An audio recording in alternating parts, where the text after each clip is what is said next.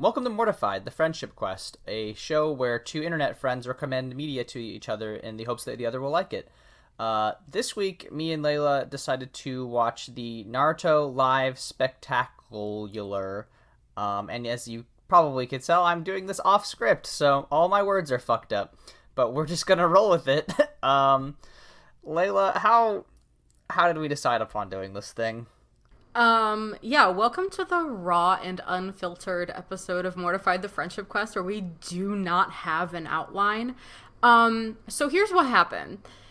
Aaron likes to do this thing where he DMs me stage productions of things we either know of or enjoy. Like I believe you have brought up to me the Lord of the Rings musical before. No, what the fuck? Oh no, that was my friend Emily. Never mind. Multiple I did the people. Pokemon musical. You did the Pokemon musical. See, but he admits to his sins. So yeah. The problem with this theory is that I like to go down these rabbit holes and then I will watch these things. I'm not afraid of the extreme or the absurd. So I found a recording of this 2016 production of the Naruto Live Spectacular.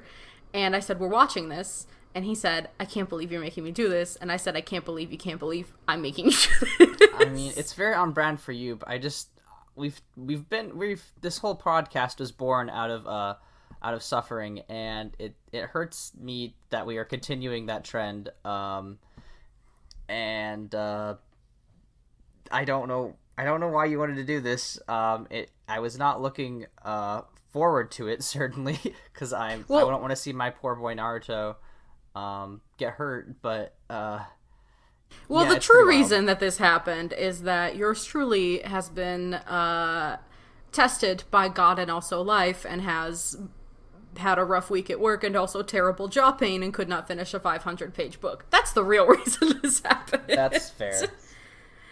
But that being said, Aaron, what'd you think? Here's the thing. It was better than I thought. I thought it was gonna be extremely cringy, and it wasn't that bad. Honestly, the first hour of it was actually pretty good. I think we also watched it in a 7-part YouTube thing, which in the spirit of watching anime in the year 2007, and we probably missed the third act, which is unfortunate. So it did end in a weird place, and that's why my notes are a little confused. But on the whole, it was pretty good. Just the way that they introduced all the characters and made it, they really heavily leaned into the anime of it all, and it worked very well as a stage play. I'm not sure that middle part there, or the ending for us, really worked for me, but on the whole, it was not bad, and we're gonna talk about what parts of it were surprisingly good. Yeah, because you and I were, because I woke up early enough from aforementioned jaw pain, you and I watched most of it at the same time, and there were DMs exchanged that were just all caps, this rules. Yeah. So there were some really enjoyable parts of it, and it's okay. So the reason I even entertained the thought of looking it up and watching it was because when you sent me the link to it, and I ended up going down the wiki hole to see what was going on. The costumes were super good, and I was like, damn, they put a lot of money into this. This either sucks real bad and looks real good, or is just on the whole okay. So I got real curious, and we ended up watching it. And the show starts out.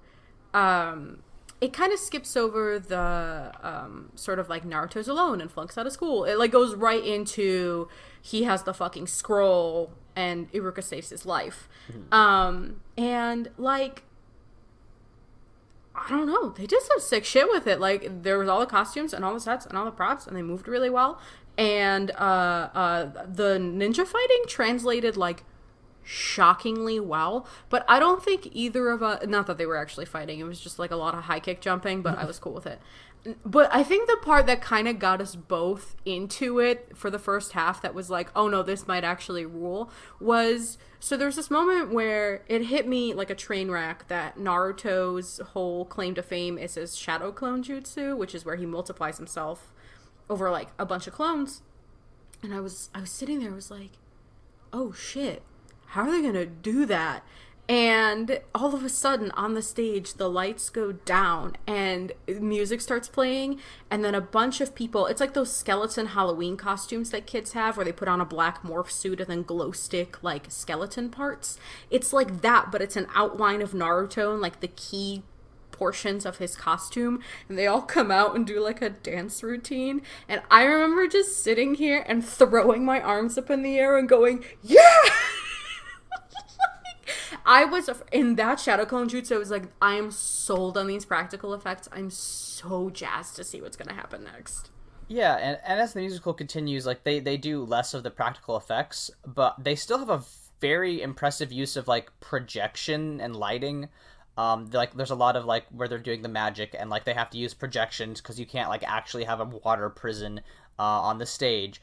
But like it looks pretty good, and like you sort of get it. I mean, when you're watching any sort of live theater experience, you sort of have to have that suspension of disbelief. You're like, okay, I get what this is trying to represent, and they do it pretty well. And they do it in such a way that you can definitely tell that it is like an anime that has been adapted into a theater performance, but they still lean very heavily into the anime elements. Like after they do that initial like first like pilot episode of Naruto, basically, where they introduce the characters and they're like, hey, here's Naruto. They have a anime opening sequence which is just like a theme song like sequence with live action people, and it fucking owns. It was really good. Like it ruled so hard. And like they used, okay, so the setup of the stage is basically they have the first tier, like the base level stage, and then there's always something on like a second tier that's like 8 feet above the first one, and then there's like these projectors that come in and out. One of the projectors takes up the entire back of the stage.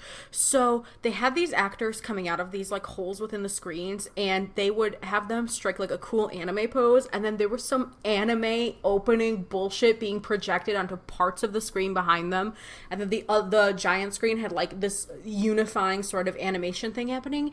It fucked so hard. I was so into it. Like because I mean that shit is so hard to pull off without it being the cringiest thing you've ever seen. But because the actors were so into it and the production put so much effort and thought into like how to bring that anime feeling to the stage, it just ruled. I loved it so fucking much. It was incredible. And then immediately after, they have that scroll dance scene to introduce Team 7. Yeah. So the plot loosely follows like the plot of the story Naruto. They cut out the Chunin exams and they just sort of like throw Orochimaru in there for no reason. But like they start with like the intro of Team 7 being united, and then they're talking to Kakashi, and like the scroll dance you're talking about, which is a scene that happens in the anime, which is like Kakashi's like, what are the things that you like? And Naruto does this funny stupid little dance where he's like, I like ramen, and like there's little shadow clones like projected on the back, and they're all just sort of dancing, and he's like, I hate when you have to wait 3 minutes for a ramen. And it's like, okay, sure, whatever, Naruto. And then Sasuke comes up, and then the screen turns like to all black flames, and Sasuke's like, he like crosses his arms, he's like, there's a lot of things I hate. And there's not a lot of things I like, and I want to kill my one particular man. And there's just like, it's the most edgelord shit. And I think what you mentioned just now is that the actors are also into it. If there was any hesitation, any like doubt, any sort of irony in it, this would not work at all. But because everyone was so committed to the Naruto, like their Naruto characters, it worked really well. Like, the Sasuke one, too, I really love the Sasuke actor, and I wonder if the clip I saw from because I did watch a clip from the Shippuden one, there is a Shippuden one, it looks fucking awesome. Sai looks great in it. He's wearing a crop top. Everybody knows Layla loves a man in a crop top. Let that be my brand. Anyway, yeah, I watched a clip from the Shippuden one, and I wonder if it's the same actor for Sasuke, because much in the spirit of watching 2007 anime, the version we were watching was not very crisp. And that dude, I'm watching him, like, I hate Sasuke. We all know Sasuke sucks, yeah, we know that. But I'm watching him, and I'm like, I am so entranced by your just commitment to everything about that character's body language, because I can't even like describe it, but everything he does, every pose, because you know how Sasuke, like when he stands in the anime, just like generally standing around, his like default pose is arms crossed, one knee like bent. He commits to that every time, and he hits it on every beat, and I'm like, oh my god, I don't like your character, but I'm in such admiration of you. And the whole Shippuden, like, because these are obviously adults playing these characters, so I'm allowed to be thirsty, pardon me, but the whole Shippuden, like, open the open shirt with the orange belt, yeah, or the purple belt, yeah. Yes, the Orochimaru ripoff yeah. outfit. Oh my god, I was watching that man stand there, and he's clearly in his mid-20s, so again, I'm allowed to be thirsty. He was standing there in that open-ass shirt. I was like, God, oh my god, I can't believe I'm, like, forgiving Sasuke in real time. All of Boruto melts away, just like, oh, this man. It's a beautiful man. I mean, he's good-looking. He's a good-looking guy. He's such a good-looking guy, and the anime wig does not ruin him at all. You mentioned this. The hair works for basically everyone. I thought the only one that really, like, was weird was the brief introduction we got to Choji's hair. I thought that was a little off, but, like, other than that, like, it all worked pretty good. Like, they just committed to making it all look very big in anime. Yes. The only one I didn't really like, Choji's, it didn't stand out to me too much, but again, we only saw Choji for like 30 seconds, yeah. Sakura's kind of bothered me. It just like didn't. It could have taken another pass from a hot iron. You know what I mean? Like it just didn't lay. The one in Shippuden looks better. Well, I don't think that probably bothered you that much, because much like in the real Naruto, Sakura did not get a whole lot of screen time this time around. Sakura kind of sucks, actually. Oh, my poor baby. Yeah, I mean, they just didn't give her anything, unfortunately. No, but I mean, like, I had such hope, because the way Sakura enters for the first time is racing Ino into the classroom and then get into a fight about it. I'm like, yes, this is what I want. I want spicy Sakura. I want crispy chili oil Sakura. I want her to be out and loud and cool. And then the moment danger comes, Kakashi's like, well, you're going with Iruka, the one who doesn't know how to do fucking anything. You're standard level Jonin, as cute as he is. Go be a button with him. He's not even a Jonin. I think he's a Chunin, isn't he? I think. Oh, that's right. He becomes a Jonin, I think, later. Yeah. And go with this adorable Chunin motherfucker. You guys go be cute little buttons over there together, and then we're gonna send Naruto off to Frog Lord, and then Sasuke's gonna learn Chidori with me. Like, ugh. Yeah. So pretty bad still. We can never really have too many women on screen. Otherwise, any actually in this case. It wouldn't be Naruto if we didn't just completely fuck our women characters over. But in the theme of talking about costumes, I think that you are right that the costumes are incredibly high quality. Like this is like, I've seen some cosplays, but like these are like as good as it gets. Like, they had everybody with their signature outfits. They even had, like, Naruto with, like, a little swirl on his shoulder pad. I mean, when they did the jutsus, I thought that whenever they did, like, the Chidori or the lightning fist, like, they had, like, a little blue light that they held in their hands, so that way it, like, glowed. Like, they made the effects and the costumes and everything look so good. Like, even with Zabuza's stupid motherfucking huge sword, like, clearly made out of, like, paper mache. But, like, it looked good, and like they had good, like, decent, like, dance fight scenes with them, and like even like the kunai knives, like they all look like pretty realistic as far as like they look like what they would look like in Naruto, which is just incredibly impressive for this show. That like I don't know who the audience. I mean, we're the audience for this show. I don't know who in Japan went to go see it, but apparently it was successful enough that they made a Shippuden. So they have 4. There's 4 of them. Holy what?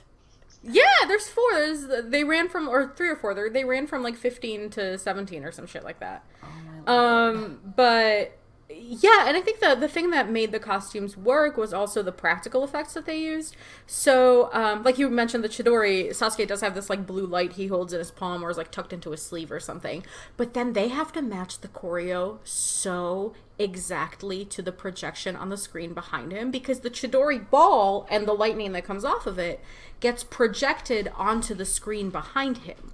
So you have to time your body with the animation. And the same goes for there's a couple other things that use the you mentioned the water prison that Kakashi was into. Like, he has to hit that mark to be in that water prison, because those projections can't get really moved around. Well, at least I don't think they can. I don't know what kind of high-tech ass setup they're using over there. But then there was Gaara. Now, don't know how I feel about him being in there, plot-wise. However, the sand that he used was like a flag, right? It was just like a giant, beige. It reminded me of like a ribbon gymnast. Yeah, exactly. That's exactly what it was like, and it worked really well, I thought. Yeah, it was dope as shit. It was just this huge, like, it reminded me almost of like a mix between a kite and those blow up things in front of car dealerships. Yeah. On just 2 sticks, and he just waved that thing around, and it got such good volume around it that like it was really convincing sand. And then they put him inside of that tube and did the attached the sand arm prosthetic while he was delivering lines. Just the fucking mastercraft of that. I'm pissed at how good that was. I mean, it was very impressive from a stage standpoint. Like, that's hard to do. And then he continues his like half hour that he remains on screen with this big stupid rubber arm on him, and he does do a lot of exposition, which I thought was bad personally, but yeah, I wasn't there for it really. Yeah, like the inclusion of Gaara and the third Hokage, and like a lot of the stuff, like we were talking, I was like, how are they gonna do the Zabuza arc in 20 minutes? And it turns out they didn't. They did it in like 40 minutes and ate up like the first half of their show with it. And listen, the Zabuza arc is a classic. I love it. I don't think they hit the nail on the head. If they had expanded it more, I thought it would have been cool. From a story perspective, it is very difficult to condense 200 episodes of anime into a 2-3 hour stage play. So I get why they made some of the choices, like cutting out the Chunin exam and like having Orochimaru just like magically show up at the end of the Haku fight. That was weird. And like you can't watch this musical and not have seen the show. So, like, there's just no way to convey all that story and all the meanings of like who all these people are without having that background knowledge. But I still think they did like the best that they could do if you are gonna adapt Naruto into one watchable musical.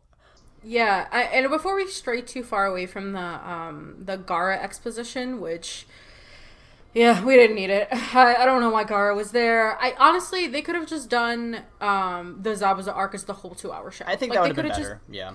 That would have been better. But I don't know why they decided to do this. I don't know who the audience is. Honestly, though, I would argue if there are friends of mine that if tentatively they wanted to go get into Naruto, I would have them watch this first. Because if you can handle this, you can handle Naruto, like, emotionally without being like, what the fuck am I watching? Like, there is such a commitment that you just have to immerse yourself in whatever the fuck you're watching, just like those actors do. They fucking give it their all, and I'm very proud of them. But the thing I wanted to mention about Gaara's exposition that we talked about just before we began recording was the commitment to detail in the production design of this show is so fucking intense that for Gaara's flashback, they did another projection animation, and it took me like a second before realizing, because I think at one point a hand like comes in and makes a mark. They used fucking sand to animate it. So like the way you do sand animation, I got to try it in college a couple of times, is you have this backlit glass screen and usually an overhead camera, and you just animate like you would animate. You dump out a bunch of sand, you make a drawing in the sand, and then you move it bit by bit by bit using your hand or a tool or whatever. So they drew anime in the fucking sand and then recorded it because he's a sand boy talking about his sad sand memories. And that attention to detail, that fucking commitment to the craft blew my little brain away. It was so fucking cool. It's just so weird that they put so much effort in detail and just like resources into this show, which is like, I mean, as a show itself, not probably my favorite stage play. Oh no. But like, they committed so hard that like they took what should have been a pretty shitty just like cash in and made it like decent, which is better than I could say for a lot of shows. They like did so many weird, different, like cool things that I've never actually seen in any sort of stage play. There was like this bit where they're doing the tree training in the Mist Village, where they have apparently they have a projector overhead as well as just like you watching from the stage. And the way they simulated this tree training, which is that they rolled out a carpet that had a tree, and then they took the overhead projector and they let that like camera and they projected that onto the back so you could see what it looks like on the back. You could see like the overhead view, and they had all the actors lie down like so that way on the stage, that way it looked like they were standing next to the tree on the projection, and then Kakashi walked up the tree by standing up normally and walking up the carpet, and it looked really good. And it was very impressive. Like that probably took a lot to figure out. I mean, and like the fact that they didn't just like have a tree and like have them just like pretend to jump on it, like, because then later on they do this trampoline jumping sequence, which is wild. But like they could have just done that, but no, they did this whole thing, and it took like 15 minutes, and I think that was time wasted, but like it was good. No, the tree fucked. Also, like, okay, so this, I was watching it the entire time, and I was sitting there, okay, and I'm about to talk about something I don't really know a whole lot about, but I'm gonna try. Japanese no theater gives no fucks, because you know how in like big American productions the whole point is to like, you don't see the stage hands and everything is kind of magic and ooh, how did that happen? Japanese no theater doesn't give a fuck about that. There are stage hands on the stage, they're in fucking black, you just don't look at them, shit happens. And the fact that they rolled up that fucking tree carpet, like the characters roll up the tree carpet and push it to the back, was the best shit to me, because it doesn't break the flow of what you just saw at all, but it borrows that sort of thinking of just like, no, we just need to get to the next fucking scene, and so there's no like time to close the curtain, we're just hustling. I actually don't think the curtain closed once. No, I don't think it did. Yeah, sometimes they did like blackouts, but besides that, yeah, for the cool sick Naruto Ninja Shadow Clone dance sequence. But yeah, that was so cool to me that because it took me a while to catch on to what they were doing, and then I looked at the projector and I was like, oh shit, cool, they're walking up the tree. I loved the trampoline sequence. I really did. So it was like Sasuke and Naruto training, and they brought out this, I mean, honestly, huge trampoline. That shit it was as wide as the stage, and it was the two of them kind of like bouncing across each other, and they would jump, land on their back, and try to run up the wall. It went on like 20 seconds too long. I think it went on like 3 minutes too long, but yeah, it went on real long. But the premise was honestly, if somebody was like, Layla, you have this giant trampoline for a scene, I'd be like, cool, it's gonna go on 5 minutes too long because I love this cool trampoline. It was an incredibly physically demanding production, and the actors just, because there's a lot of like just tumbling that happens. Yeah, I mean, Sasuke does several backflips on top of just like jumping constantly. Yeah, it was dope as hell. I mean, like, yeah, let's agree. The story, you can't condense. I mean, there's a lot of filler in Naruto. You cannot condense. You can't condense 200 episodes into 2 hours. It doesn't work. You can't do it. They should have just picked it. There's a reason that these things happen in arcs. You pick an arc and you commit to it. But, like, in terms of just, like, if I was in Japan and this was playing and, like, knowing me, I would go. Oh, yeah. No, I would go to this. If this opened in America, I would go to this. No, I don't know if I would go if it opened in America. But if I was, like, visiting Japan and this was on, like, and I had time, I would be like, yeah, fuck it, let's go. I would come out of this ecstatic. Like, there is not... Because you don't go into this looking to be hit emotionally. You know what I mean? This isn't, like, a life-changing experience. But in terms of, like, sheer entertainment value, hit the mark. I love seeing good boys do backflips. And I got that. So what, what's there to complain about? Yeah, I I mean, mean, there's there's plenty to complain about. But, plenty to like, complain about, but you should expect, like, from any sort of musical, or I mean, it wasn't even a musical. I was disappointed there wasn't any singing in it, but uh, orphan song, I orphan wanted there. song. It seemed like they were setting up Sasuke for a whole song about how he's an orphan, and then they just didn't do it, and I was so crushed. I was like, well, that sucks. But besides that, it was a good time. Like, I don't know. I think you should count your blessings. Sorry, what were you gonna say? well, I was thinking just like how there's a level of camp you have to expect when going into something like anime or a musical, and like so that's why, like, your expectations should be set as as somebody who knows what they're getting into. You should sort of take that into account when you go see a production like this. But like, you if you wanted to see like theatrical production level, like, drama combined with an anime storyline, like, this is it. And they did it probably better than like any other like company could have done it. I don't think you can get much better than this with this script. No, I completely agree with you, but I do want to say you should count your blessings that we did not get an orphan song. So, yeah, so there is a show that is equally campy that I really is like my comfort food show. It's called the Tales of it's just Miraculous: The Adventures of Ladybug and Cat Noir. That's the full title. There it is. It's just Miraculous Ladybug when we talk about it. But it's this French Sailor Moon equivalent targeted at like 10 to 13-year-old girls, like very preteen. It gets real cringe sometimes, and I'm not the target audience, so I just work through it for the enjoyable parts of it that I do like very much. But they had this Christmas special that I watched, and I want everybody in the world to watch Miraculous Ladybug because it's just so joyful and such like French propaganda. It's great. But I watched the Christmas special, and the Christmas special is a musical. The show is not a musical. Christmas special is. And Cat Noir gets this orphan song, and it made me more viscerally uncomfortable than that time Joe Jonas harmonized with himself in Camp Rock, which is so traumatizing to me that I have not been able to forget it since I watched Camp Rock when it came out in like 2006. That moment has scarred my psyche for 15 years now, and I don't appreciate it. It was this level of just like complete discomfort of a character who does not usually sing suddenly giving you an expository song about how sad he is. So like, I don't know if I could have physically handled a Sasuke orphan song sober.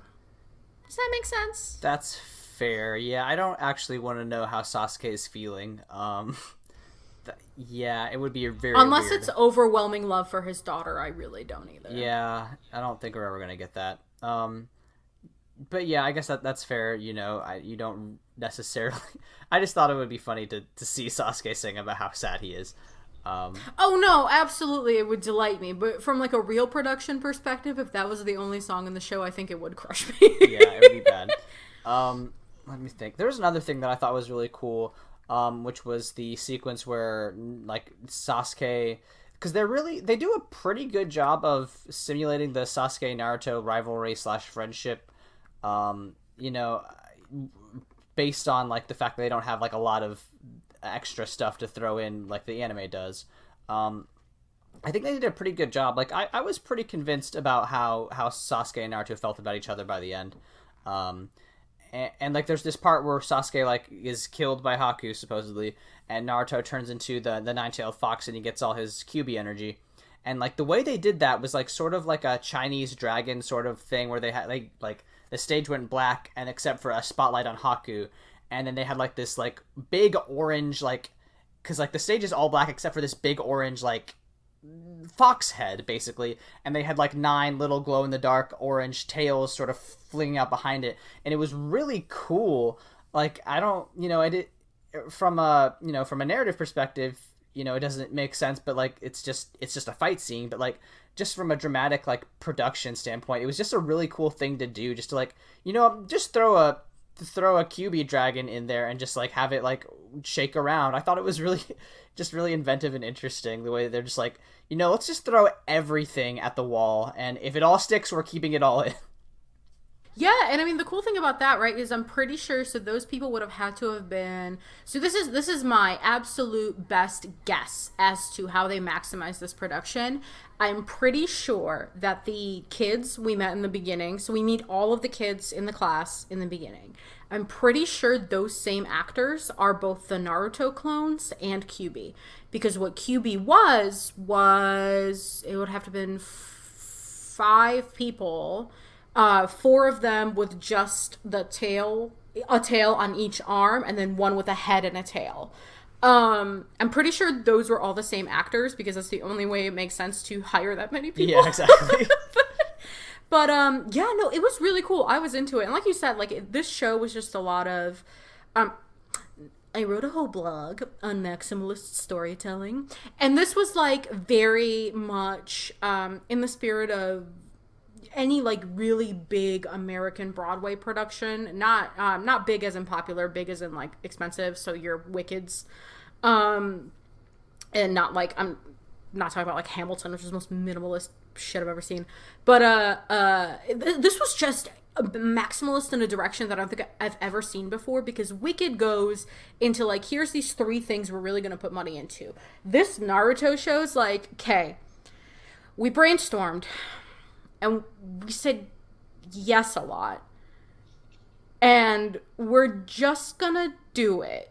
And we're gonna see what happens. And it's just cameras, screens, projectors, practical effects, things from no theater, things from borrowed from American theater, great costumes, really just, I can't get over these committed character actors. Even the guy playing the 3rd Hokage, who I cannot fathom has ever seen an episode of Naruto, was so fucking committed to it. It's just so good to me. It was just truly a spectacular. It was a spectacular. They were correct. That's what it was, and I do not regret watching 2 hours of it. I think it was time well spent. I'm glad that we watched it because it was just interesting to be oh wow, they're really going for it, huh? The only thing that I found disappointing besides the bad story stuff was that I did wish when they did the 3rd Hokage's death that they did have some sort of big paper mache Reaper monster for his final sealing jutsu or whatever. I did wish, I mean, they had a cool projection in the back, but I do wish they had leaned into the practical effects a little more with that one. Yeah, you're right. I did miss that. That's what I kept sitting there. I'm there was something here in this scene that I feel happened that needs to be happening and isn't happening, but I couldn't remember what it was because it's been a couple of years since I watched the OG Naruto. Okay, so oh god.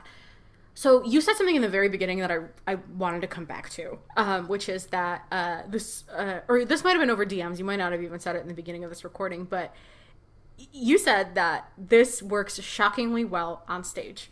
And that is something I want to come back to because I am a connoisseur of the weird. I love watching shitty weird things. It brings me glee and joy. Have you seen, I'll pose this question. Have you seen the 2018 Netflix live action adaptation of Full Metal Alchemist?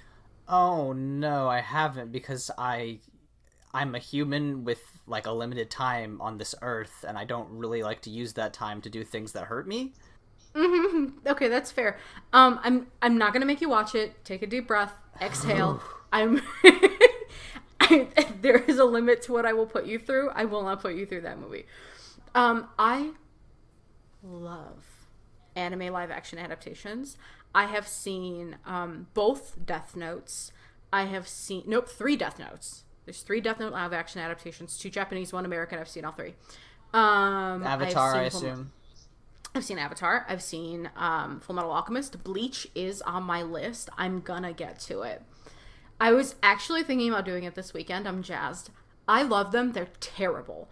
The Full Metal Alchemist one, though, I would ask you to watch a trailer of it because the actors do kind of the same thing. They are so fucking committed to what they're doing. Like, not a single beat is wasted. Again, the story is super condensed. You really can't take 50, or they tried to do...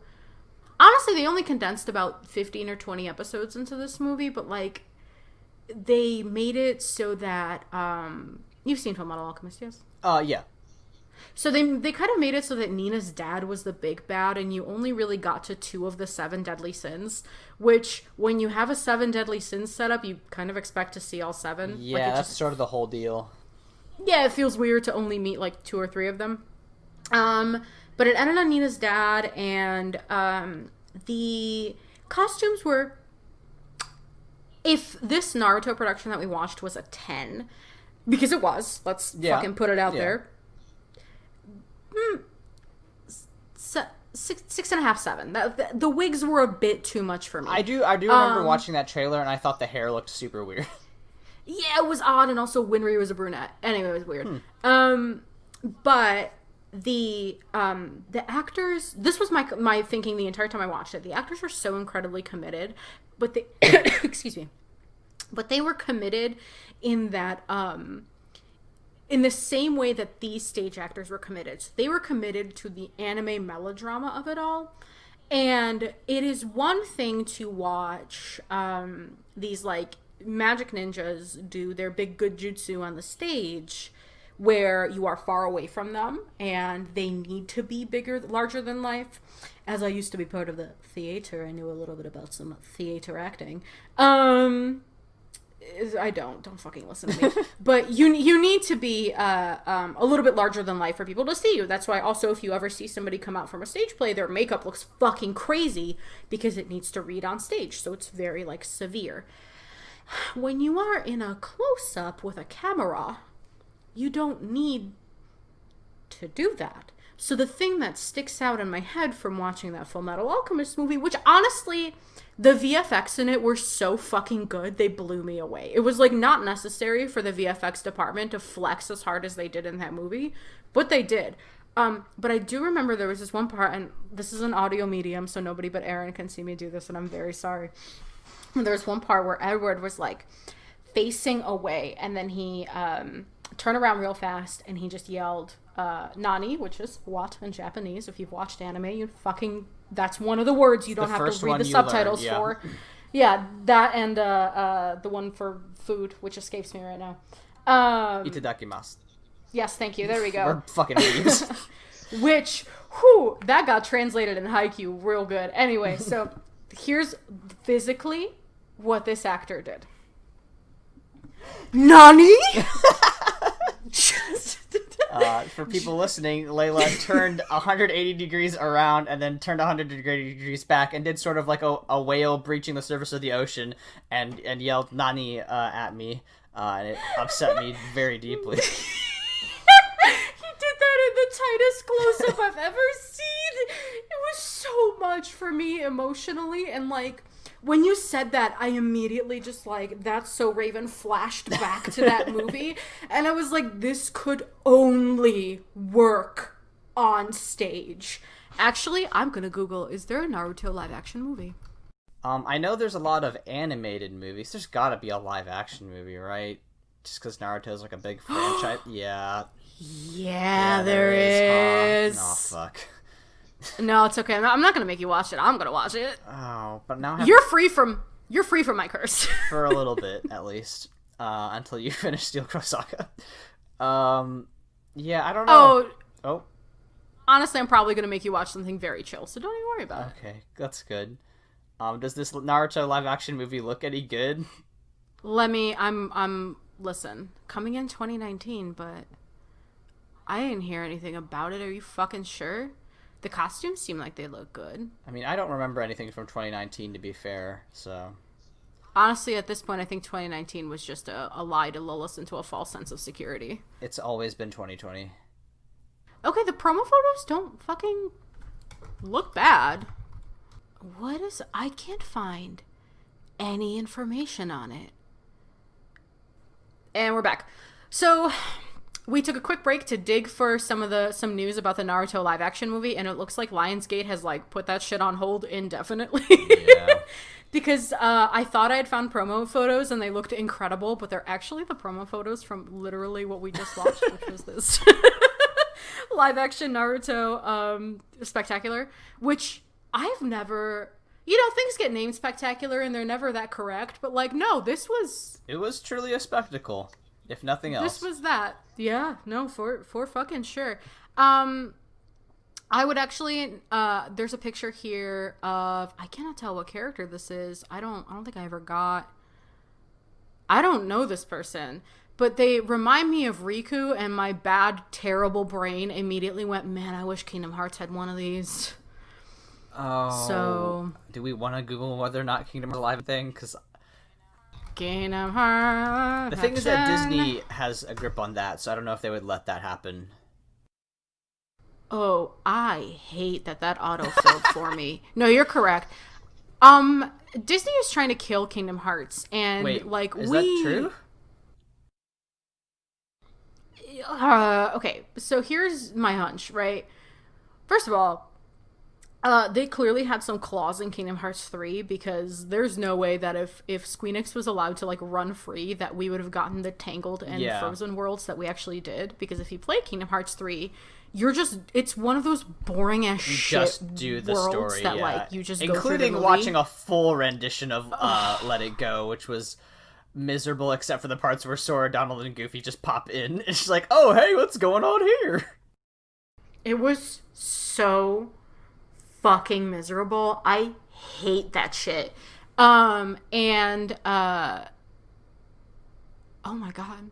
What? Okay, anyway, so it was miserable and bad. But then the other thing that kind of stood out to me was I was scrolling through Instagram one day, and there was an ad for this think Jump Force but for Disney. So it was just a bunch of like Disney characters and villains fighting it out.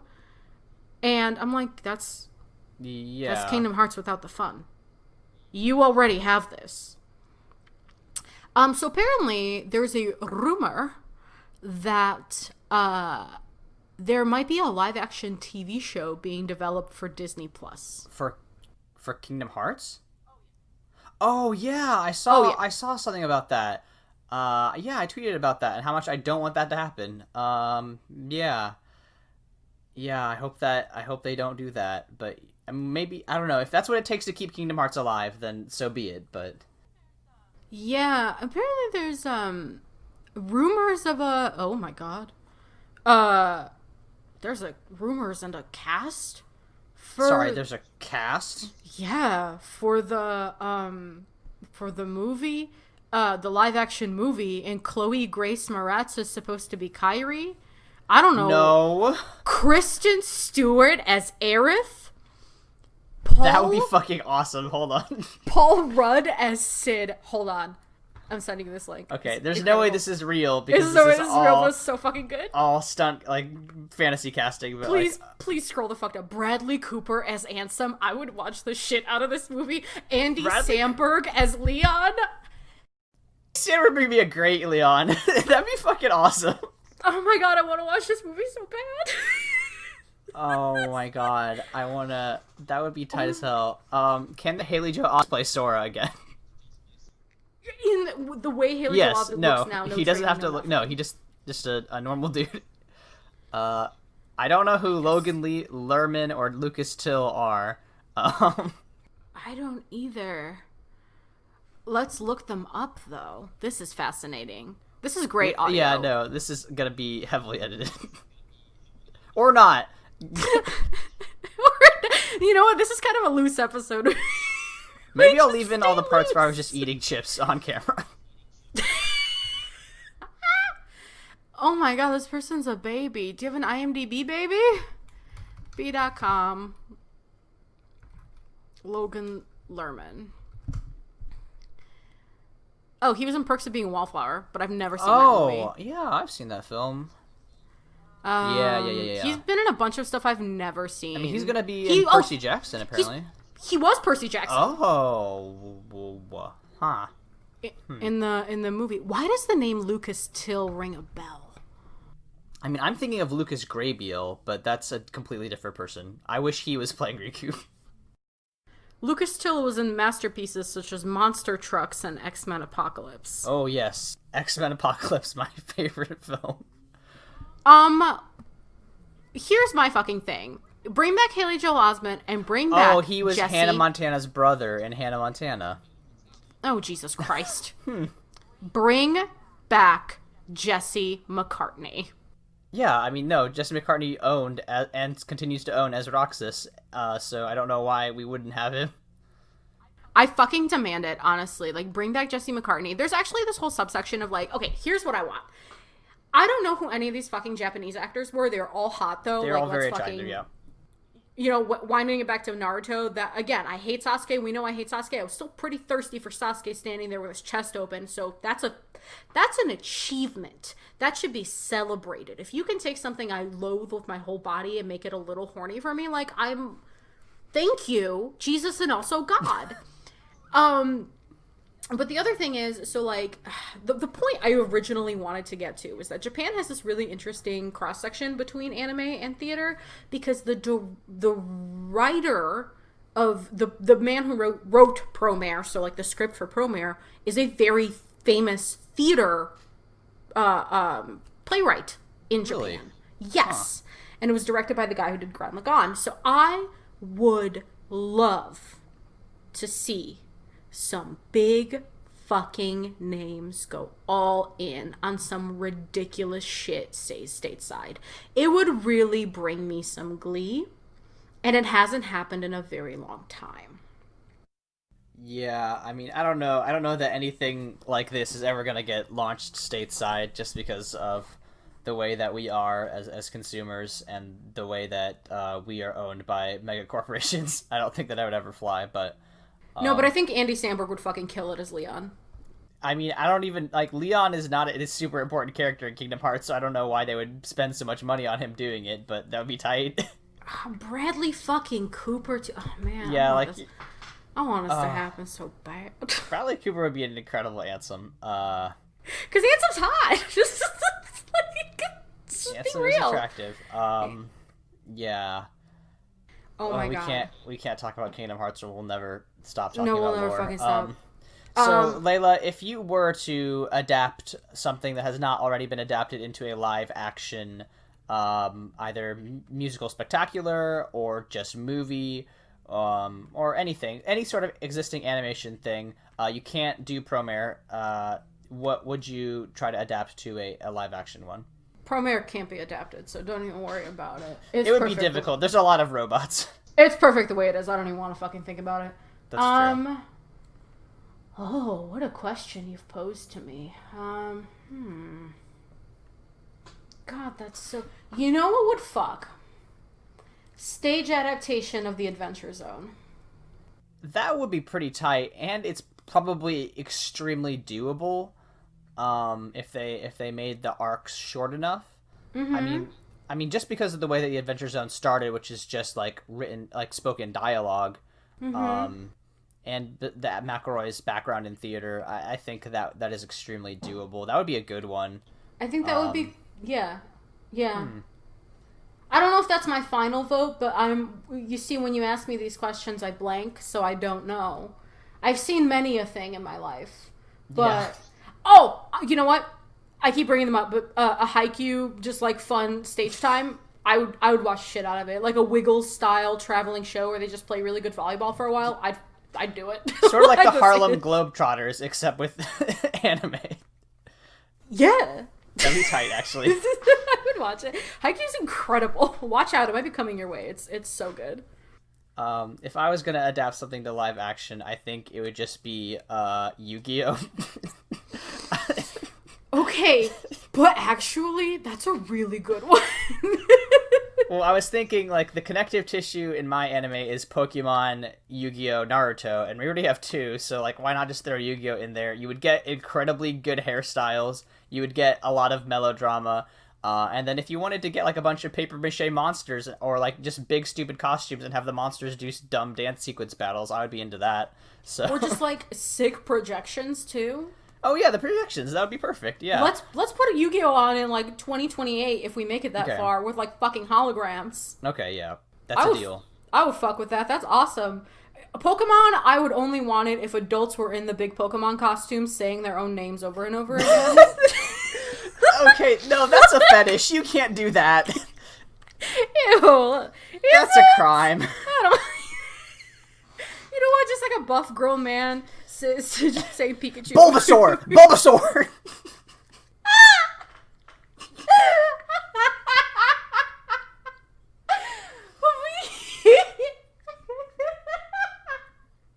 I wish that's what the Pokemon musical had actually been.